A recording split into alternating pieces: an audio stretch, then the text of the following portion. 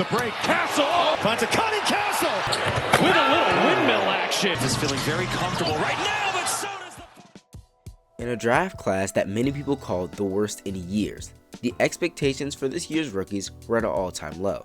Despite these astronomically low expectations, many rookies showed flashes that indicate that they could have long, successful careers. Stephon Castle specifically has been exceptional for most of the year.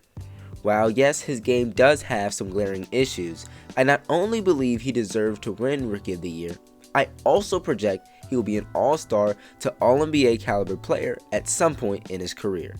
In this video, I'm going to break down why I believe he was the best rookie in this year's class and the potential he displayed over the course of the season. A lot of people will see Stephon Castle's percentages and be completely turned off, which I understand. However, I would argue that despite the very low efficiency numbers, there are still a lot of positives to take away from his scoring ability. Firstly, his gathers.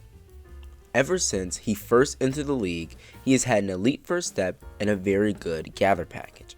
The problem early in the season was his inability to time them properly and use them effectively. In this example, we see him coming downhill full speed and pick up his dribble at the free throw line to avoid the defender's steal attempt. While he was able to react quickly, the angle his body was turned at didn't allow for a clean look. Here is another example in transition. He does a drop hezzy into a two-step gather. The issue here is that he picks up his dribble way too early against a bigger, stronger defender. The other problem is the lack of awareness of where they are in the possession. While yes, this is in transition, there are still 19 seconds left on the shot clock and Keldon Johnson is wide open on the wing. While I'm not saying that that's a pass that he could have made, if he slowed down the play, he could have moved the ball around rather than forcing up a bad shot. Early in the season, he felt like a bull in a china shop. Later in the season, however, you can tell his understanding of when, how, and what gathers to use is significantly higher. He has 3 different gathers that he uses consistently: the hop gather, the low sweep gather, and the two-step gather.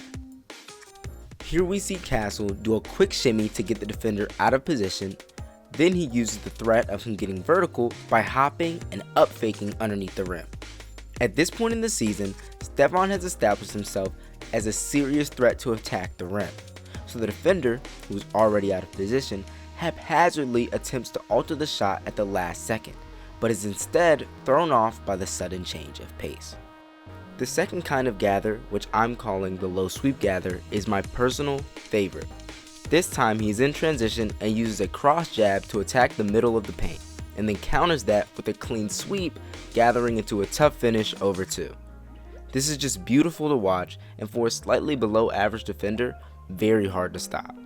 The third and final gather we will look at is his traditional two-step gather. Early in the season when he tried to do this, he was often shut down, as we saw earlier. But as the season went on, he got better at staying composed and finishing through contact in the same scenarios. Let's use this possession against the Wizards for example. After getting his screen, he gets a switch and begins to attack at the top of the key. He uses a quick crossover to shift his defender, and he begins his gather low, but then brings it up over top of his defender with his first step. Then his second step is a Pinoy step, which sends his defender flying out of position. He shows tremendous growth in terms of patience and awareness here, and it allows him to get an easy bucket in crunch time. Before I talk about his shooting, I do want to briefly touch on the most electric part of his game. His ability to explode is very impressive, and it's littered all across his tape. This is a huge threat to opposing teams, and as we have already seen, opens up his finishing game. Now, moving on to his shooting ability. Stephon Castle's shooting has easily been a concern for me. The biggest of those concerns being the inconsistency of his mechanics. Sometimes he would hop into a pull-up or take way too many steps into them. This example from the season opener shows this little hitch step he sometimes has in his pull-up jump shot. That is a huge red flag for me. Here's an example of him hopping into a mid-range pull-up.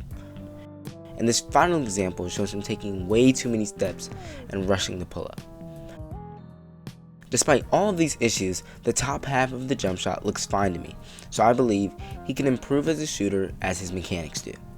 When you see him use a simplified 1-2 step jump shot, it looks better and seems to go in more. As a passer this season, he had the 4th highest passer rating among rookies while averaging 4.4 assists to 2.2 turnovers. He demonstrated solid feel throughout the season when he collapsed the defense. In this example, he attacks the middle of the paint, feels the corner help collapse, and then immediately makes them pay. This is another corner 3 pass, but it's much more impressive.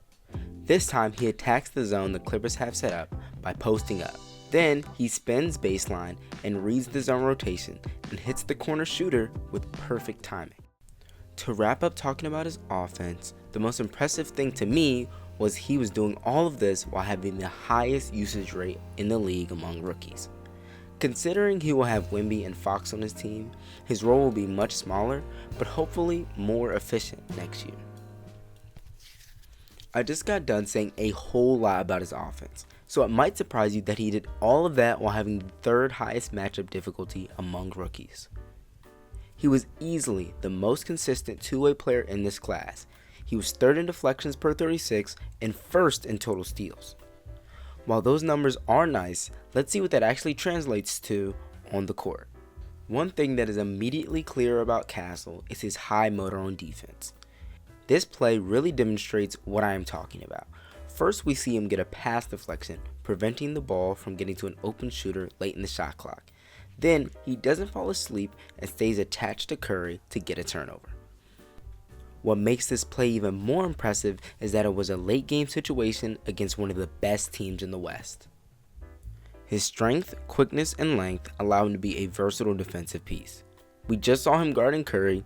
Now here's an impressive defensive possession against Franz Wagner. He's able to recover after a few aggressive bumps and keeps his hands active to get a steal/block. Like I said before, he is always looking for ways to get involved on defense, whether it's a help side block or a clutch hustle play. To wrap up the video, I want to emphasize that Stephon Castle was a top 3 offensive and defensive rookie this season and has been the most consistent out of all rookies. I believe that we are seeing the making of a truly elite player. Thank you so much for watching, and please subscribe for more in-depth NBA content.